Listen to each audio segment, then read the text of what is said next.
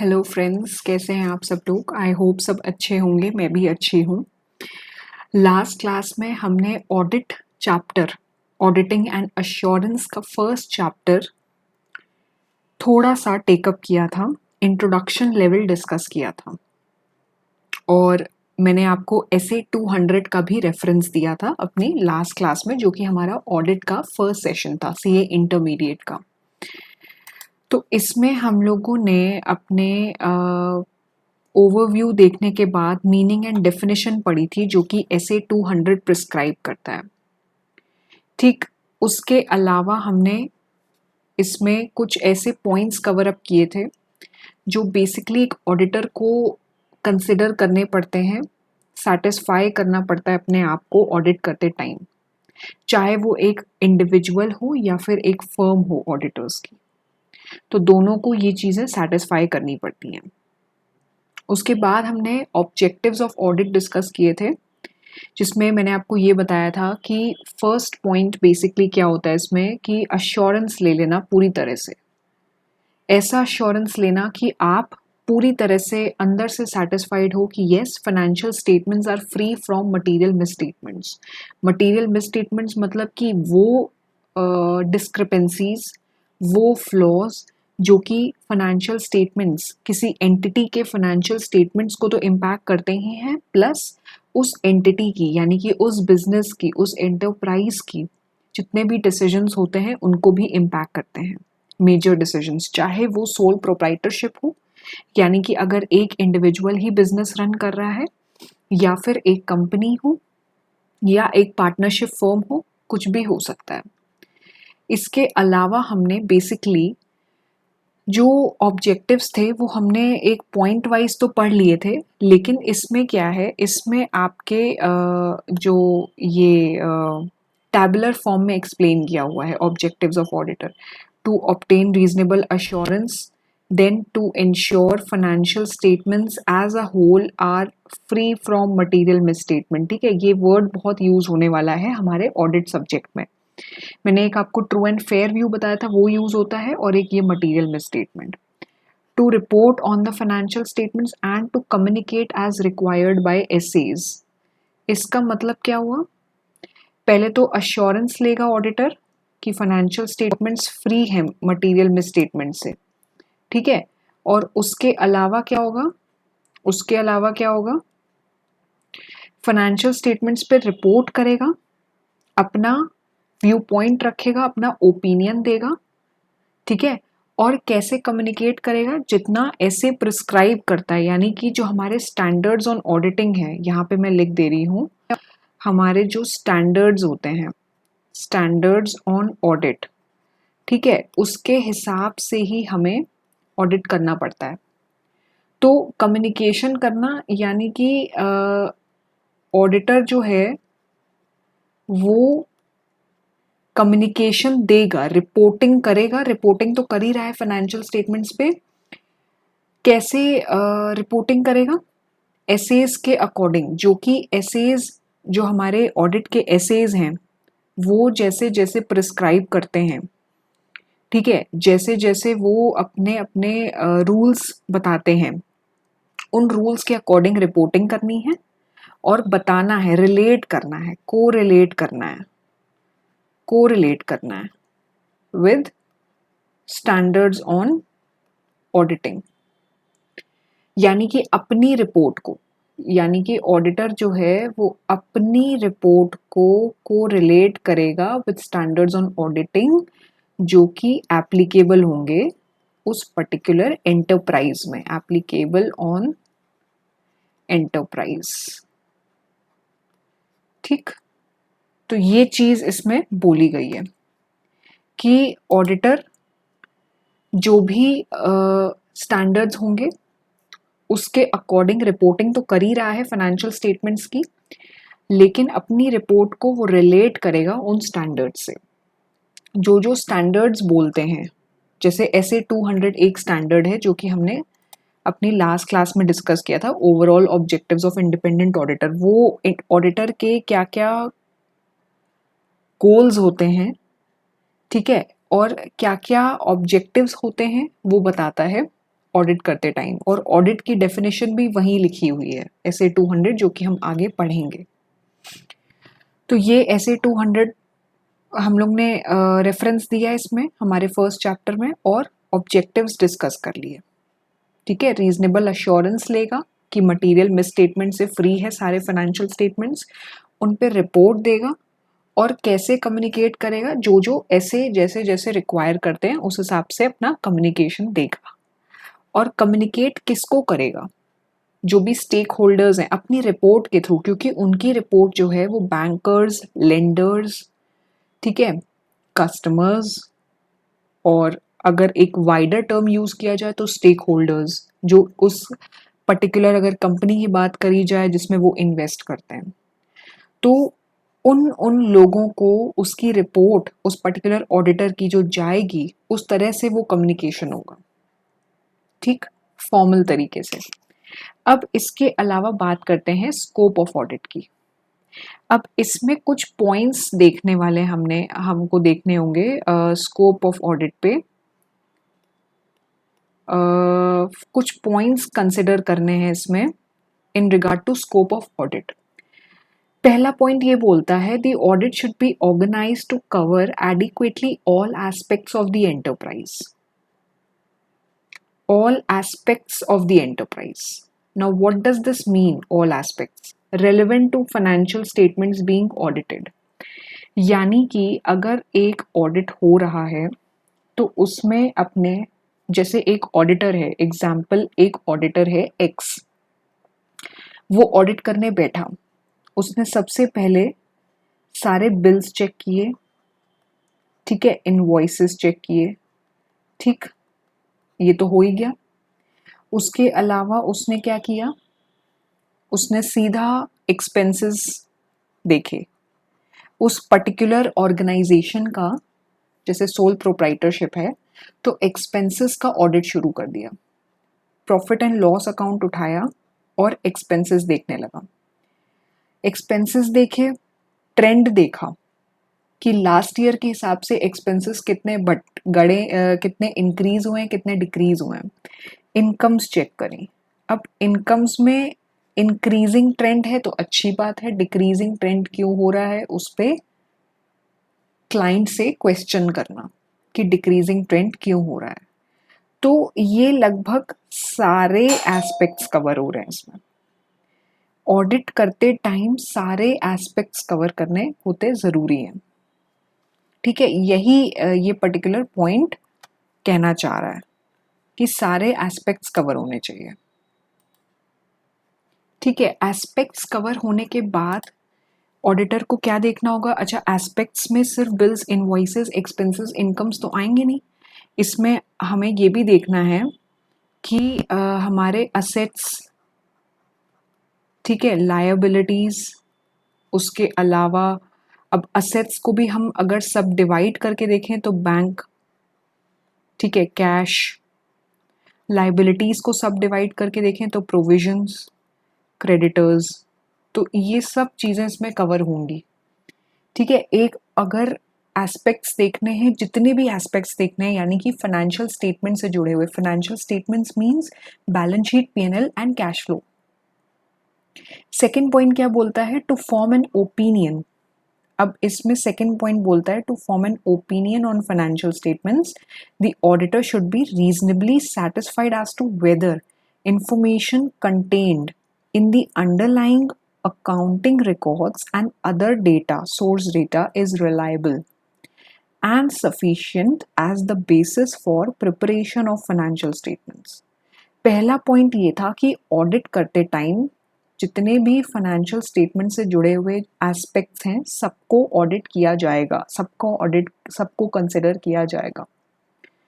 Second point ये बोलता है कि ओपिनियन बनाते टाइम ऑडिटर को इस चीज़ के लिए सेटिस्फाई हो जाना चाहिए, कंटेंट हो जाना चाहिए कि जो भी इंफॉर्मेशन है रिकॉर्ड्स में और सोर्स डेटा से, सोर्स डेटा यानी कि जहाँ से बेसिकली फाइनेंशियल स्टेटमेंट्स प्रिपेयर होती हैं, जैसे कि हो गया आपका जर्नल एंट्रीज, लेजर्स, ये सब सोर्स डेटा हो गए। और इससे भी पहले अगर देखा जाए तो इनवॉइसेस हो गए, बिल्स हो गए। इज रिलायबल यानी कि वो एक्यूरेट है, ये रिलायबल होना ज़रूरी है। इंफॉर्मेशन जो भी रिकॉर्ड्स में है, जैसे कि अब इसमें अगर हम बात करें कि जो रजिस्टर्स मेंटेन हो रहे हैं, ठीक है, रजिस्टर्स मेंटेन हो रहे हैं, जर्नल्स मेंटेन हो रहे हैं, ठीक है, तो इनमें जो इंफॉर्मेशन है वो सही होनी चाहिए, उसमें कोई गलती नहीं होनी चाहिए। वाउचर्स जो बनाए जाते हैं, ठीक है, वाउचर्स कब बनाए जाते हैं, जैसे कि फॉर एग्जांपल कोई एक्सपेंस इनकर किया, ठीक है, कोई रिपेयरिंग का खर्चा था बिजनेस में और उसका एक वाउचर बना दिया, उसके साथ पीछे सपोर्टिंग लगा दिया, तो उसमें अमाउंट, डेट, सिग्नेचर प्रॉपर ये होना चाहिए और करेक्ट होना चाहिए। ये नहीं कि उसमें टैम्परिंग की हो, कोई अमाउंट में मॉडिफिकेशन किया हो। तो ये सब चीज़ें बहुत ज़्यादा ज़रूरी हैं कि रिलायबल होनी चाहिए, क्योंकि अगर सोर्स रिलायबल नहीं होगा तो फाइनेंशियल स्टेटमेंट्स गलत तरीके से प्रिपेयर होंगी, और अगर वो गलत तरीके से प्रिपेयर होंगी तो वो गलत, उसकी वजह से ओपिनियन फॉर्म होगा ऑडिटर का, जिसकी वजह से ऑडिट भी गलत हो जाएगा। तो फाइनेंशियल स्टेटमेंट्स अगर गलत तरीके से प्रिपेयर हो रही हैं तो उससे आगे जो इंफॉर्मेशन कम्युनिकेट होती है सारे स्टेक होल्डर्स को, क्रेडिटर्स को, लेंडर्स को, बैंकर्स को, उनको गलत आइडिया जाता है उस कंपनी के बारे में, क्योंकि वो तो तैयार बैठे हैं कंपनी में इन्वेस्ट करने के लिए। और अगर सोर्स डेटा गलत होगा, सोर्स डेटा के बाद फाइनेंशियल स्टेटमेंट गलत बने, ऑडिट गलत तरीके से हुआ क्योंकि सोर्स डेटा गलत था, और उसके बाद जो इन्फॉर्मेशन कम्युनिकेट हो रही है, कन्वे हो रही है, वो गलत हुई, जिसकी वजह से स्टेक होल्डर्स ने अपना इन्वेस्टमेंट कर दिया कंपनी ने, और कंपनी में इन्वेस्टमेंट करने के बाद कंपनी डूब गई, इंसॉल्वेंट हो गई, बैंकरप्ट हो गई। तो उसके लिए वो चीज़ें अवॉइड करने के लिए या इन सब चीज़ों से बचने के लिए बेस्ट तरीका होता है कि सोर्स डेटा रिलायबल हो, और उसके लिए ऑडिटर को इस चीज़ का पूरी तरीके से ध्यान रखना होगा, because after all we are professionals, we as an auditor will have to consider each and every point before starting an audit. अपना एक हमें लिस्ट तैयार करना होगा, प्रोग्राम प्रिपेयर करना होगा कि हमें कैसे ऑडिट करना है। और एक बार स्टार्ट करने से पहले बिजनेस का पूरा आइडिया लेना ज़रूरी है, किस टाइप का बिजनेस है, नेचर क्या है, ऑपरेशंस क्या होते हैं, ठीक है, आसपास के जो कॉम्पिटिटर्स हैं उनसे भी बात करिए, ऑडिटर एज एन ऑडिटर पूछिए, कस्टमर से पूछिए, स्टाफ से पूछिए कि ये बिजनेस कैसे शो किया जाता है, एज एन एंट्रीज का recording, journalising, posting, trial balance, क्योंकि ट्रायल बैलेंस को भी ऑडिटर एनालाइज करते हैं। ट्रायल बैलेंस भी देखना ऑडिट का पार्ट होता है, बहुत ज़रूरी पार्ट होता है, इम्पॉर्टेंट रोल प्ले करता है, क्योंकि उसमें भी काफ़ी चीज़ें ऑडिटर के माइंड में क्वेश्चंस क्रिएट करती हैं। तो ये सब चीज़ें करना ज़रूरी है। और सोर्स डेटा रिलायबल होना चाहिए, एक्यूरेट होना चाहिए, इस चीज़ का ऑडिटर को ध्यान रखना पड़ेगा। अब इसमें थर्ड पॉइंट क्या कहता है, informing his opinion, auditor should decide whether relevant information is disclosed in financial statements, properly disclosed, यानी कि ओपिनियन फॉर्म करते टाइम अगर देखें तो ये ज़रूरी है कि रेलिवेंट इंफॉर्मेशन जो है वो डिस्क्लोज हो रही है फाइनेंशियल स्टेटमेंट्स में, सब्जेक्ट टू स्टैट्यूटरी रिक्वायरमेंट्स। यानी कि अगर फॉर एग्जाम्पल असेट से रिलेटेड है, कोई असेट परचेज हुआ, ठीक है, तो अगर असेट परचेज हुआ तो उसकी प्रॉपर एंट्री पास होनी चाहिए, ठीक है, जर्नल में एंट्री पास होनी चाहिए, लेजर में पोस्टिंग हुई, ठीक है। अब ये सब तो वो टैली में देख लेगा, क्योंकि वैसे ही आजकल मैनुअल अकाउंटिंग नहीं होती है, सब सिस्टम पे होने लगी है, सब सिस्टम बेस्ड होने लगी है, और कई लोग तो क्लाउड पे मेंटेन करते हैं ईआरपीज बड़े बड़े। तो एंट्री प्रॉपर होनी चाहिए, जैसे एंट्री प्रॉपर हुई, पोस्टिंग हुई, उसके बाद ट्रायल बैलेंस में चेक किया तो ट्रायल बैलेंस में शो कर रहा है, ठीक है। एंड फिजिकली असेट प्रेजेंट है कि नहीं, फिजिकल वेरिफिकेशन कर लिया, हो गया काम हमारा, ठीक है।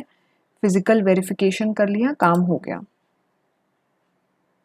तो ये सब चीजें देखनी पड़ेंगी इसमें, ठीक है, कि सारी इंफॉर्मेशन जो है वो डिस्क्लोज्ड हो फाइनेंशियल स्टेटमेंट्स में, subject to statutory requirements. AS का फुलफिलमेंट हो रहा है कि नहीं, एएस को फॉलो किया जा रहा है कि नहीं, यहाँ पे एएस भी रोल प्ले करेगा।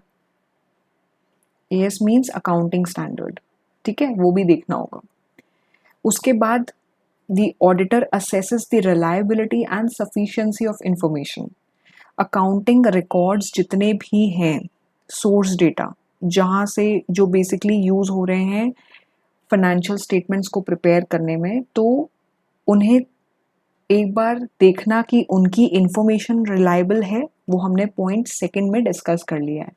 तो पॉइंट 4 क्या कहता है, पॉइंट 4 ये कहता है कि ऑडिटर एक बार इवैल्यूएट कर लेता है रिलायबिलिटी, जो कि सेकेंड पॉइंट में कवर हो गई, एंड सफिशिएंसी, यानी कि वो इंफॉर्मेशन जो उन सोर्स डेटा में है, जैसे जर्नल्स में है, वाउचर्स में है, वो पूरी है कि नहीं, उसमें कुछ मिसिंग तो नहीं है। अब इसमें सफिशिएंसी और रिलायबिलिटी असेस करने के दो तरीके इसमें लिखे हैं, दो तरीके ऑडिटर यूज करता है, ठीक है। फोर्थ पॉइंट में अगर हम बात करें तो दो तरीके ऑडिटर यूज करता है, जैसे कि पहला हो गया इसमें मेकिंग अ स्टडी। एक मिनट में इसको करता हूं। हाँ, तो इसमें फर्स्ट हो गया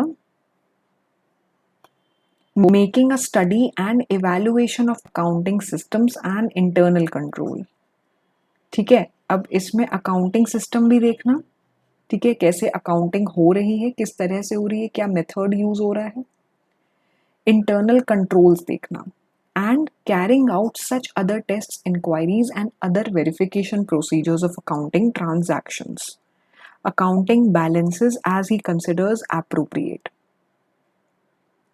अपने लेवल पे अकाउंटिंग सिस्टम चेक कर लेना, वो ठीक है कि किस तरह से अकाउंटिंग हो रही है, क्या मेथड्स यूज हो रहे हैं।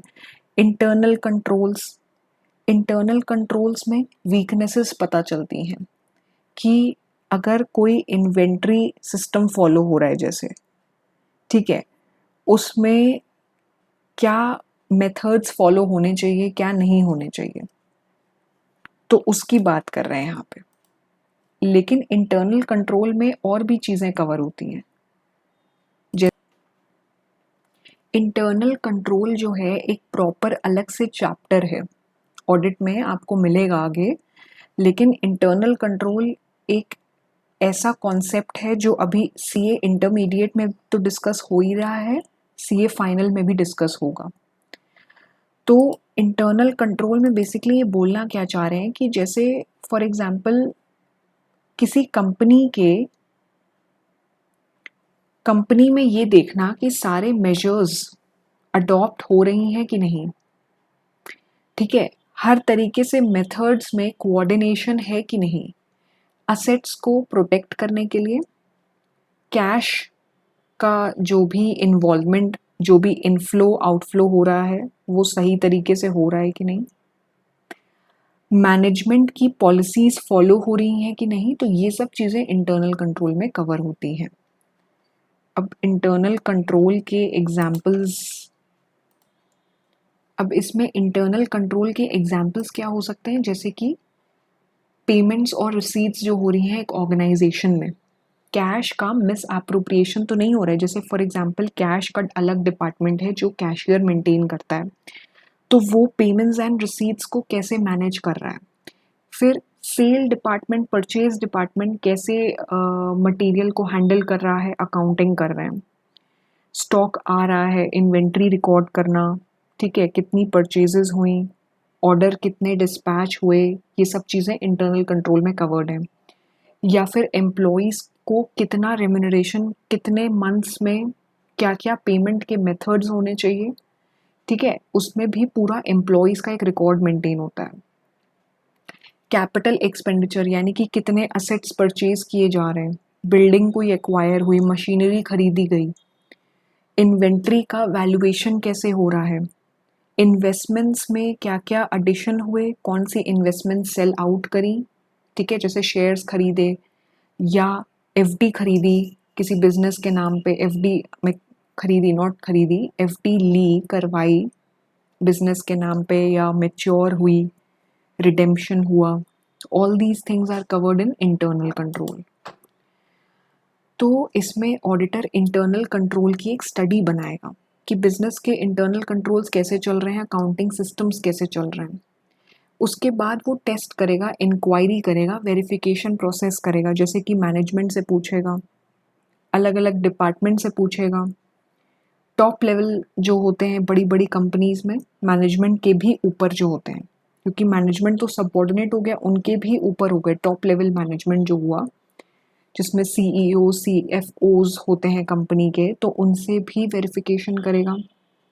अपना सैम्पलिंग बेसिस पे चेकिंग भी करेगा ऑडिटर, टेस्ट करेगा। टेस्ट्स के भी बहुत सारे टाइप्स हैं जो ऑडिट में किए जाते हैं।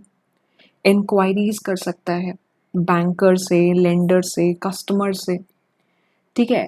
थर्ड पार्टी वेरिफिकेशन कर सकता है, जैसे कि मान लीजिए किसी क्रेडिटर का बैलेंस कंपनी ने शो किया इतना है, उस क्रेडिटर से भी ऑडिटर जो है एक कंफर्मेशन ले सकते हैं कि हाँ आपका इतना बैलेंस है कि नहीं है, वेरीफाई करने के लिए कि जो भी बिजनेसेस में जो भी बैलेंसेस शो हो रहे हैं ट्रायल बैलेंस में, वो प्रॉपर हैं कि नहीं, ठीक है, उसमें कोई मॉडिफिकेशन तो नहीं है।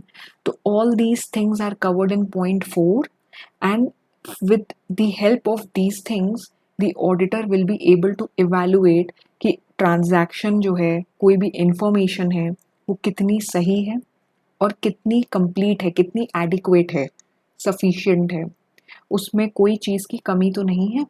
इस चीज़ को ऑडिटर को देखना होता है। उसके बाद ऑडिटर क्या करता है, ऑडिटर क्या करता है इसमें जो नेक्स्ट पॉइंट है, auditor determines whether the relevant information is properly disclosed in financial statements by comparing the financial statements with underlying records and other source data to see whether they properly summarize the transactions and events recorded therein।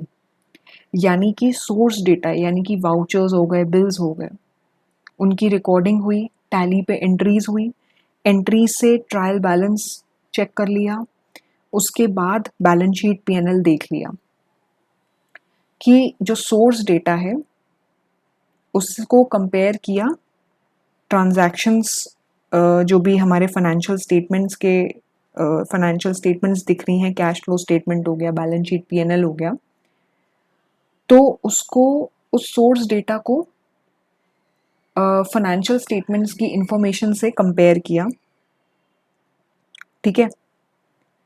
और ये भी देखा कि जो भी transactions हैं, जो भी इवेंट्स अकर हुए हैं, वो प्रॉपर तरीके से कंक्लूड हो रहे हैं कि नहीं, समराइज हो रहे हैं कि नहीं।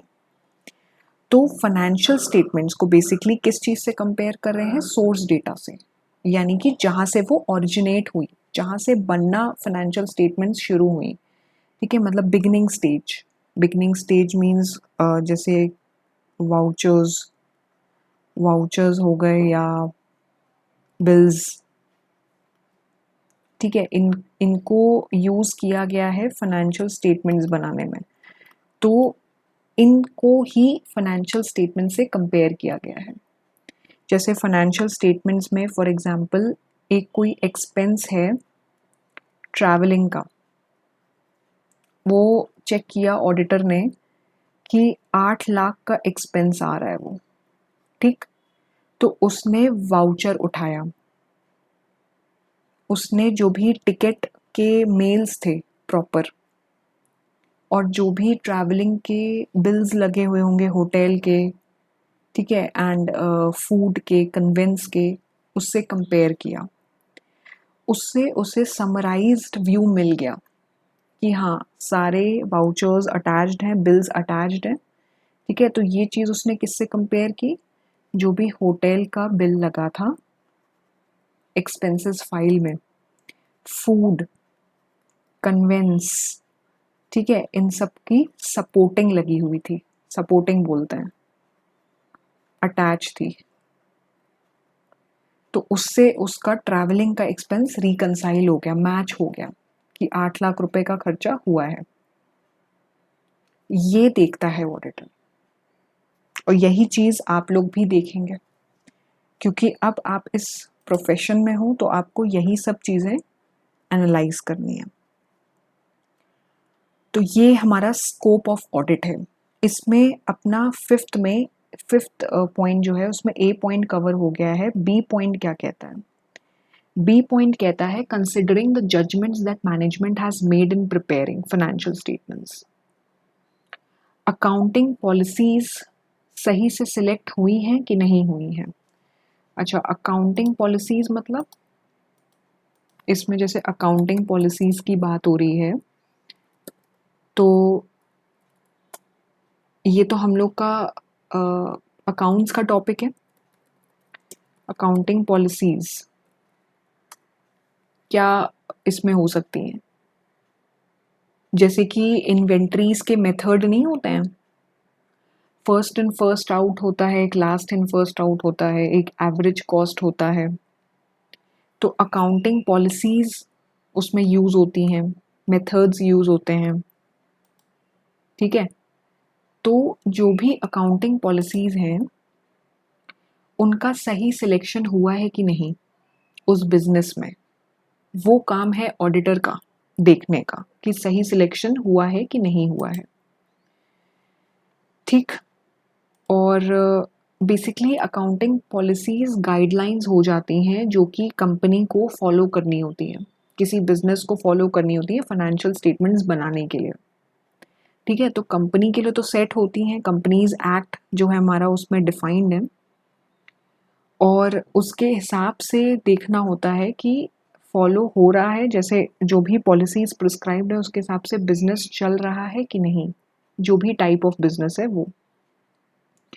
जैसे फिक्स्ड असेट्स का वैल्यूएशन कैसे हो रहा है, डेप्रीसिएशन का, इन्वेंट्री का, इन्वेस्टमेंट्स का वैल्यूएशन कैसे हो रहा है, ठीक। तो ये सब चीज़ें आप धीरे धीरे अकाउंट्स में भी कवर करेंगे और ऑडिट में भी कवर होंगी, कंपनीज एक्ट में भी पढ़ेंगे हम लोग। और उसके अलावा सिक्स्थ पॉइंट क्या बोलता है? Auditor is not expected to perform duties which fall outside the scope of his competence.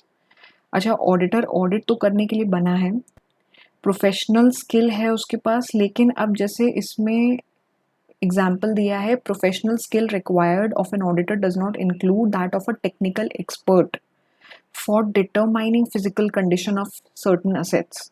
जैसे कि सॉफ्टवेयर हो गया, ठीक है। अब इस सॉफ्टवेयर की इसका डेप्रीसिएशन कैसे कैलकुलेट करना है, रिकॉर्ड कैसे करना है बुक्स में, वो तो सीए बता देगा, ऑडिटर एक्सप्लेन कर देगा अच्छे से।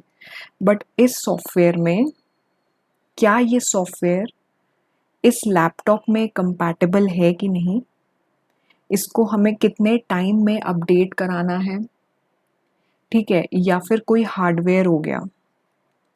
अच्छा, हार्डवेयर में जैसे कि सीपीयू से रिलेटेड अगर सीए से पूछा जा रहा है, ऑडिटर से पूछा जा रहा है, या अगर सिस्टम में, पर्टिकुलर सिस्टम में कोई अपडेट्स करने हैं या सिस्टम फॉर्मेटिंग, तो उस चीज़ में ऑडिटर अपनी प्रोफेशनल स्किल जो है वो उसके बाहर रहेगी।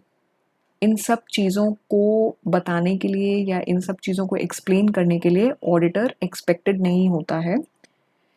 उससे ये एक्सपेक्ट नहीं किया जाता है कि वो ऐसी चीज़ों के बारे में नॉलेज दे जो उसके कॉम्पिटेंस के बाहर हैं, जो उसके प्रोफेशनलिज्म के बाहर हैं। जैसे कि एक सिस्टम के बारे में ही मैंने आपको बताया कि कौन सा सॉफ्टवेयर है, कैसे अपडेट करना है, कैसे इस पर्टिकुलर सिस्टम में कैसे चेंजेस होने हैं, प्रोग्रामिंग होनी है, प्रोग्रामिंग लैंग्वेज, कोडिंग, इन सब चीज़ों के बारे में auditor is not going to tell. ठीक है, वो उसकी ड्यूटी नहीं है। 7th पॉइंट है constraints on the scope of audit. अच्छा, कंस्ट्रेंट्स में मतलब constraints on the scope of audit of financial statements that impair the auditor's ability to express an unqualified opinion on such financial statements should be set out in his report and a qualified opinion or disclaimer should be expressed as appropriate। इसका मतलब ये है कि financial statements पर opinion देते time अगर कोई भी रेस्ट्रिक्शन लग रहा है जिसकी वजह से ऑडिटर अपना फ्री ओपिनियन अनक्वालिफाइड यानी कि बिना किसी कंडीशन का ओपिनियन नहीं दे पा रहा है, तो ये चीज़ रिपोर्ट में मेंशन होनी चाहिए। मान लीजिए उसने जैसे फॉर एग्जांपल अगर हम इसमें लिखें कि क्लाइंट जो है वो कोई डिटेल्स नहीं दे रहा है, डिटेल्स प्रोवाइड नहीं कर रहा है, जिसकी वजह से फाइनेंशियल स्टेटमेंट्स पे जो ओपिनियन देना है वो opinion free, true and fair नहीं बन पा रहा है, कंडीशनल ओपिनियन बन रहा है। तो इसकी नॉलेज रिपोर्ट में हो और उसके बाद ऑडिटर अपना एक क्वालिफाइड ओपिनियन दे दे, ठीक है, डिस्क्लेमर ऑफ ओपिनियन। अब अच्छा, ये ओपिनियन के बेसिस जो है इसका भी एक ऐसे है सेपरेट चैप्टर अलग से है, कवर होगा। तो अगर ऑडिट करते टाइम कोई भी हर्डल्स फेस कर रहा है ऑडिटर, उसे जैसे इंफॉर्मेशन प्रोवाइड नहीं हो रही है, उससे रूडली बिहेव किया जा रहा है, ठीक है, जैसे वो ऑडिट करना चाहता है वैसे उसे करने नहीं दिया जा रहा है, तो ये सब चीज़ें वो रिपोर्ट में मेंशन करे और अपना क्वालिफाइड ओपिनियन दे। फिर उसमें वो कंडीशनल ओपिनियन दे कि अगर जैसे हमने फॉर एग्जांपल उसने एक ट्रेंड नोटिस किया, ठीक है, यहाँ पे मैं लिखती हूँ, जैसे उसने कोई ट्रेंड नोटिस किया, डिक्रीजिंग ट्रेंड था वो, ठीक है, इनकम्स का, और उसे लग रहा था कि विंडो ड्रेसिंग हो रही है, फाइनेंशियल स्टेटमेंट्स को देखते टाइम लग रहा था विंडो ड्रेसिंग हो रही है, तो उस केस में वो अपना ओपिनियन जैसे एक्सप्रेस करेगा रिपोर्ट में, वो कंडीशनल ओपिनियन होना चाहिए, ठीक है, कि उसके हिसाब से ये चीज़ें नोट करी गई हैं ऑडिट करते टाइम, और उन सब चीज़ों को जो जो उसने ऑब्जर्व किया है वो अपनी रिपोर्ट में ज़रूर मेंशन करें, ठीक है। पिछले साल इनकम्स इतनी इन्फ्लेट हुई, इस साल इनकम्स इतनी तेज़ी से डिक्रीज हुई, जो भी क्लाइंट ने अपना व्यू पॉइंट रखा है, अपना रीज़न एक्सप्रेस किया है, वो सेटिस्फैक्टरी नहीं है, ये भी चीज़ ऑडिटर लिख सकता है, ठीक है, लेकिन वो एप्रोप्रिएट होना चाहिए, जो भी वो ओपिनियन दे रहा है वो एप्रोप्रिएट होना चाहिए। तो ये है स्कोप ऑफ ऑडिट जो इसमें कवर्ड है। इसके अलावा एस्पेक्ट्स कुछ हैं जो कि ऑडिट के टाइम पे कौन कौन से एस्पेक्ट्स कवर होने चाहिए, ठीक है, ऑडिट करते टाइम जब ऑडिटर ऑडिट करना स्टार्ट कर रहा है, तो जैसे इसमें एक पॉइंट है examination of system of accounting and internal control. ये हमने बात करी भी इसकी कि जो भी इंटरनल कंट्रोल सिस्टम फॉलो हो रहा है, जैसे कैश का मैनेजमेंट हो गया, रिसीट्स पेमेंट्स हो गई, असेट्स का हो गया, ठीक है, तो ये सब चीज़ें, कैपिटल एक्सपेंडिचर हो गया, इन्वेस्टमेंट्स हो गई, अकाउंटिंग के पॉलिसीज़ कौन सी फॉलो हो रही हैं, सिस्टम कौन सा फॉलो हो रहा है, अकाउंटिंग हो कैसे रही है, तो ऑल दीज थिंग्स। उसके अलावा प्रोसीजर्स, ऐसे एडिक्वेट प्रोसीजर्स फॉलो होने चाहिए, अगर कोई फ्रॉड या एरर है दिख रहा है तो वो कंसिडर करना, वो देखना बहुत ज़रूरी है, reviewing the system and procedures कि वो पूरी तरह से एडिक्वेट है, ठीक है, कोई भी वीकनेस तो नहीं है जिसकी वजह से फ्रॉड हो सकता है आगे या एरर हो सकता है जो कि क्लाइंट ने भी नोटिस ना करी हो। देन अरिथमेटिकल एक्यूरेसी, इसमें क्या होगा, चेकिंग होगी जैसे कैलकुलेशन मिस्टेक ना हुई हो, डेप्रीसिएशन कैलकुलेट करते समय, इन्वेंट्री वैल्यूएशन करते समय, तो इसमें अरिथमेटिकल एक्यूरेसी आ जाएगी। Verification of authenticity and validity of transactions, ठीक, अब बुक्स में जो एंट्री हुई है, एंट्री सही हुई है कि नहीं, डेबिट क्या हुआ है, क्रेडिट क्या हुआ है, सपोर्टिंग है, जर्नलाइज करते टाइम नरेशन में मेंशन्ड है कि नहीं, all these things. Ascertaining that a proper distinction has been made between items of capital and revenue nature. Business के जो डे टू डे एक्सपेंसेस हो रहे हैं, रेवेन्यू, उनको अलग अकाउंटिंग ट्रीटमेंट मिल रहा है, पीएनएल में रिकॉग्नाइज किया जा रहा है प्रॉफिट एंड लॉस अकाउंट में. कैपिटल एक्सपेंसेस हो गए, जैसे कि असेट परचेज किया और अपने रिपेयरिंग करवाना असेट की, वो रेवेन्यू में चला गया, बट असेट परचेज किया जा रहा है तो वो कैपिटल में, उसे हम फिक्स्ड असेट्स में रिकॉर्ड कर रहे हैं. Comparison of the balance sheet and PNL और अदर स्टेटमेंट्स. अब इसमें पीएनएल तो हम लोग एनालाइज कर रहे हैं, प्रॉफिट निकल के आ रहा है, वो बैलेंस शीट में ट्रांसफर हो रहा है कैपिटल अकाउंट में, तो दोनों को साथ में लेके चलना है, दोनों को साथ में ही ऑब्जर्व करना है, एनालाइज करना है. ठीक है, कंपैरिजन के टाइम पे दोनों को साथ में रखना है. इसके अलावा verification of liabilities stated in balance sheet. जो लायबिलिटीज बैलेंस शीट में दिख रही हैं, एक्चुअल में उतनी ही है कि एक्चुअल में कुछ ज़्यादा है, ये चीज़ें फिगर आउट करना, क्लाइंट से डिस्कस करना. प्रॉफिट एंड लॉस में जो भी रिजल्ट्स दिख रहे हैं वो सही होने चाहिए, एक्यूरेट होने चाहिए. जैसे कि एक्सपेंसेस सच में जो दिख रहे हैं उतने ही इनकर हुए हैं कि कम दिखाए गए हैं या ज़्यादा दिखाए गए हैं प्रॉफिट को कम करने के लिए, ताकि अगर प्रॉफिट कम हो तो टैक्स भी कम देना पड़े. ये सब चीज़ें बहुत चलती हैं बिजनेसेस में, तो इन सब को ध्यान में रख के ऑडिटर को देखना होगा. फिर अगर किसी कॉरपोरेट बॉडी का ऑडिट हो रहा है, किसी कंपनी का जैसे हो रहा है, तो उसमें कंपनीज एक्ट के प्रोविजंस लग रहे हैं, अकाउंटिंग स्टैंडर्ड्स और एसएस तो फॉलो हो रहे हैं, कंपनीज एक्ट के भी फॉलो होने चाहिए. जैसे डेप्रीसिएशन इनकम टैक्स एक्ट के हिसाब से भी कैलकुलेट होता है, कंपनीज एक्ट के हिसाब से भी कैलकुलेट होता है. Then reporting to appropriate person body. अब फाइनेंशियल स्टेटमेंट्स पूरी तरह से चेक हो गए, ओपिनियन देने की बारी आई, ओपिनियन दिया गया. अब ओपिनियन देने के बाद ये चीज़ ऑडिटर को स्टेट करनी होगी कि जो भी फाइनेंशियल स्टेटमेंट्स हैं वो ट्रू और फेयर व्यू दे रहे हैं. फाइनेंशियल स्टेटमेंट्स जो भी हैं ऑर्गेनाइजेशन के, उसमें मेरे हिसाब से, मेरे ओपिनियन से ये फेयर है और इसमें ये ऑनेस्ट है, क्लाइंट भी ऑनेस्ट है, फाइनेंशियल स्टेटमेंट्स भी ट्रू और फेयर व्यू दे रहे हैं, एक ऑनेस्ट व्यू प्रेजेंट कर रहे हैं, एम्बिग्विटी नहीं है कोई. ठीक, तो ये सब चीज़ें हैं इसमें जो कवर होंगी. अच्छा, इसमें यहाँ पे एक ग्रीन बॉक्स में एक चीज़ कवर्ड है, assertions about account balances at period end. Assertions क्या होते हैं यहाँ पे मेंशन्ड है. असर्शंस का मतलब क्या लिखा है यहाँ पे, it refers to representation by management explicit or otherwise that are embodied in financial statements as used by auditor to consider the different types of misstatements that may occur. एक तरह से मैनेजमेंट ने अपना एक्सप्लेनेशन दिया है, ठीक है, financial statements के रिलेशन में, कि अगर जैसे कोई एरर दिख रहा है, फॉर एग्जांपल कोई एरर है on the face of financial statements, ठीक है, ऑडिटर को लग रहा है वो सही नहीं है, इनकरेक्ट है, तो ऑडिटर ने मैनेजमेंट से बात करी, मैनेजमेंट ने अपना असर्शन दे दिया, अपना एक्सप्लेनेशन दे दिया, तो अब मैनेजमेंट का एक्सप्लेनेशन इसमें काम करेगा.